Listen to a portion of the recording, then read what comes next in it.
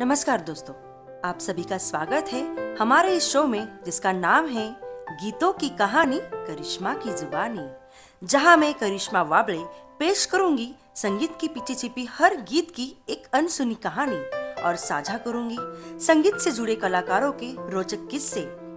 इस संगीत यात्रा में हम नए और रोचक संगीतिक दरबार का अनुभव करेंगे। तो दोस्तों, आइए मिलकर इस सुनहरे संगीत के सफर में मेरे साथ खो जाइए। आज के इस नए एपिसोड में आपको एक नई अनसुनी कहानी सुनाऊंगी। इस बार मैं जो कहानी लाई हूँ, इस कहानी के दो पहलू हैं। इस कहानी में एक दौर बदलने की भी कहानी है। ये कहानी जाती है कहीं और कहती है कुछ और। तो चलिए सुनते हैं इस बेहतरीन किस्से को। सन 1969 से 1970 के आसपास राजेश खन्ना जी का सुपर दौर चल रहा था और ये उनका सबसे बेहतरीन दौर था। और आप तो जानते ही हैं कि राजेश खन्ना जी का हर गाना हिट, हर एक फिल्म हिट, लगातार 16 फिल्में हिट देने का रिकॉर्ड बनाया है उन्होंने। वाह, क्या बेहतरीन दौर था। मतलब उस जमाने में कहा जाता था कि ऊपर आका तो नीचे काका। राजेश खन्ना जी हिंदुस्तान के पहले सुपरस्टार थे। अशोक कुमार, दिलीप कुमार, के.एल. सेगल ऐसे बहुत सारे लोग थे, लेकिन सुपरस्टार का ताज सिर्फ और सिर्फ राजेश खन्ना को ही मिला था। 1972 में एक दुबला पतला सा लड़का उनके साथ आनंद फिल्म में काम कर चुका था और वही लड़का जंजीर फिल्म में आता है और वो फिल्म ब्लॉकबस्टर हो जाती है। वो घेरी आंखें, वो लंबा कर और गहरी आवाज में उस लड़के ने धीरे धीरे हिंदुस्तानी जनमानस पर अपना जादू छोड़ना शुरू कर दिया। तब कोई नहीं जानता था कि राजेश खन्ना की जगह ये लड़का जिसका नाम अमिताभ बच्चन है ले लेगा। लेकिन अमिताभ बच्चन का राजेश खन्ना के सिंहासन पर बैठने और राजेश खन्ना को उस कुर्सी से उठाने में ना तो अमिताभ बच्चन का हाथ था और ना ही राजेश खन्ना का हाथ था। ये किसी और ही जोड़ी का काम है। तो ये राज मैं आज आपके सामने खोलूंगी। बहुत ही मजेदार बात है कि राजेश खन्ना लगातार अपनी लवर बॉय इमेज के साथ फिल्मों में आ रहे थे। आवाज वही किशोर दा की और म्यूजिक आर.डी. बर्मन जी का। एक वक्त के बाद दर्शकों को ऐसा लगने लगा था कि वही रिपीटेटिव जॉनर आ रहा है। वही अमिताभ बच्चन जंजीर फिल्म के बाद दर्शकों की नजर में आ चुके थे। राजेश खन्ना की 16 फिल्मों के तूफानी दौर के बाद एक और नया दौर आया था, धर्म जी का, और उन्होंने भी लगातार 9 फिल्में सुपर डुपर हिट दे दी। धर्म जी की सबसे अच्छी बात ये थी कि जब एक तरफ एंग्री यंग मैन और दूसरी तरफ लवर बॉय चल रहे थे, तब धर्म जी ने अलग अलग विषयों पे फिल्में बनाई, सामाजिक, रोमांटिक और एक्शन। और वो हर रोल के लिए फिट थे और साथ ही साथ हैंडसम भी थे।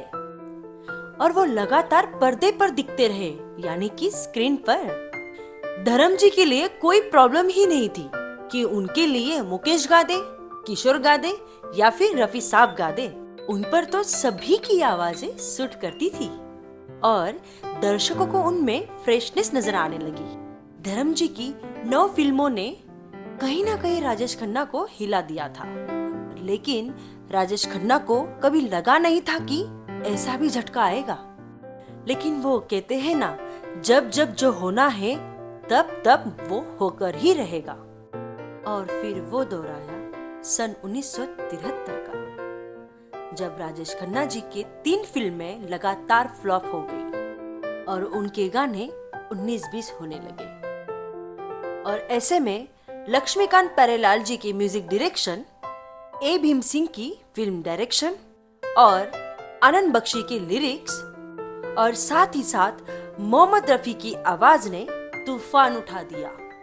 एक हल्का सा, सादा सा, बेहतरीन सा म्यूजिक आया और फिल्म का नाम था लोफर। और इस फिल्म के हर गाने ने धूम मचा दी। लेकिन इसी फिल्म के एक गाने ने राजेश खन्ना के स्टारडम को ताश के पत्तों की तरह उखाड़ दिया। और वो गाना था रफी साहब और धर्मेंद्र जी का one of the finest song ever. और आज भी लोग इस गाने को लॉन्ग ड्राइव पे सुनते हैं और वो गाना है आज मौसम बड़ा बेईमान है। और मौसम सच में बड़ा बेईमान बनकर आया था सिर्फ और सिर्फ राजेश खन्ना के लिए। धर्मजी तो मनमौजी एक्टर थे, उन्हें नंबर गेम से कोई फर्क ही नहीं पड़ता था और ना ही लेना देना था।